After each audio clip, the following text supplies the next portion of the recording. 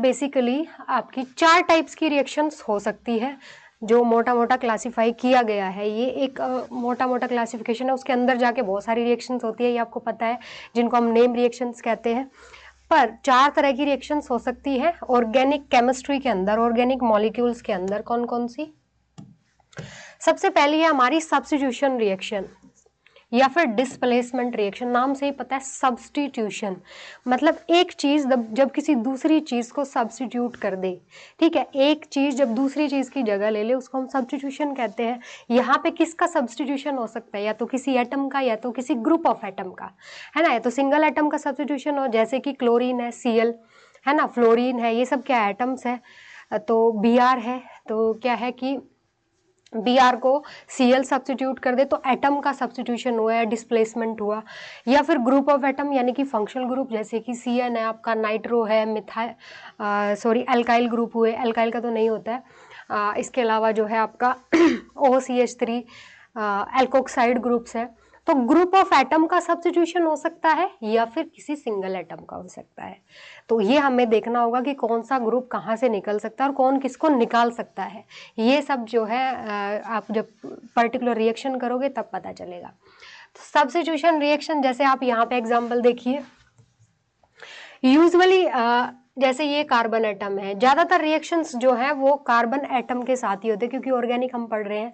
Carbon atom के साथ, carbon के साथ किसी भी चेन में, किसी भी फ्रेमवर्क में, किसी भी रिंग में, जो पूरा आपका मॉलिक्यूल है उसके अंदर कार्बन के साथ जुड़ा हुआ कोई ग्रुप जो है, जैसे यहाँ पे इस कार्बन के साथ OH जुड़ा है, तो इस OH को अगर इसकी रिएक्शन HCl के साथ कराएंगे तो यहाँ से जो है Cl- जो है आता है क्या, एज अ न्यूक्लियोफाइल, तो ये यहाँ से इसको सब्स्टिट्यूट कर देता है।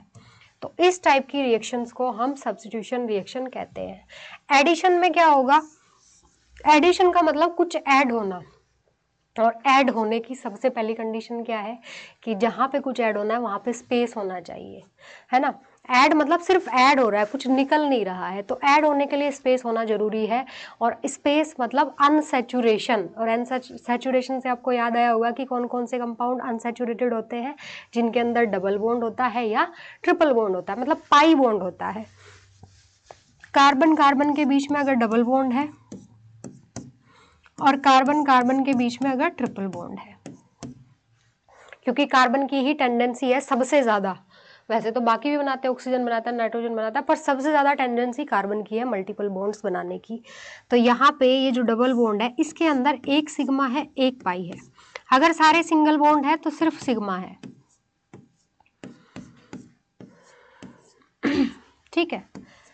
यहाँ पे एक सिग्मा है और 2 पाई है। तो वे कंपाउंड जिनके अंदर पाई बॉन्ड प्रेजेंट होता है, चाहे वे आपके कौन से हो, डबल बॉन्ड वाले हो चाहे ट्रिपल बॉन्ड वाले हो, उनको कहते हैं हम अनसैचुरेटेड कंपाउंड। क्योंकि इनके अंदर आप कुछ ऐड कर सकते हो। कैसे ऐड कर सकते हो? पाई बॉन्ड जो है वीक बॉन्ड होता है सिग्मा के कंपैरिजन में, तो ये फट से टूट जाएगा और यहाँ पे कुछ भी ऐड होके सिर्फ सिग्मा बचेगा और एक और नए सिग्मा बॉन्ड का फॉर्मेशन, 2 और नए सिग्मा बॉन्ड का फॉर्मेशन होगा। तो एडिशन रिएक्शंस जो है सिर्फ अनसैचुरेटेड कंपाउंड्स ही देते हैं। सैचुरेटेड कंपाउंड्स जैसे एल्केन है, एल्केन में कुछ भी आप ऐड नहीं कर सकते। कार्बन ने 4 बॉन्ड जहां पे बना रखे हों, यहाँ पे आप बिना कुछ निकाले ऐड नहीं कर पाओगे। तो इस टाइप की रिएक्शंस जो है, जो एडिशन रिएक्शन है, वो अनसैचुरेटेड कंपाउंड में मिलेगी, सैचुरेटेड में नहीं मिलेगी। उसके बाद आती है एलिमिनेशन रिएक्शन। सब्स्टिट्यूशन और एलिमिनेशन दोनों में डिफरेंस है। सब्स्टिट्यूशन में कुछ नया ऐड हुआ और कुछ पुराना निकला, ठीक है। एलिमिनेशन में सिर्फ निकलेगा, मतलब जो है 2 साइड वाले एटम से निकल सकता है।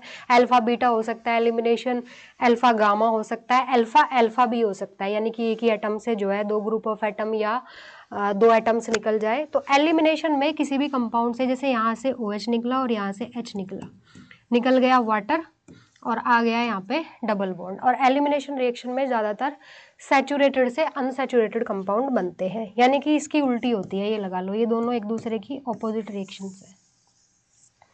रीअरेंजमेंट में क्या होता है, रीअरेंजमेंट रिएक्शन में ना कुछ ऐड होता है ना कुछ निकलता है, जो आपके एटम्स थे वही दोबारा से रीअरेंज हो जाते हैं। यानी कि जैसे इसमें क्या है कि यहाँ से ये वाला ग्रुप इधर शिफ्ट हो गया है ना।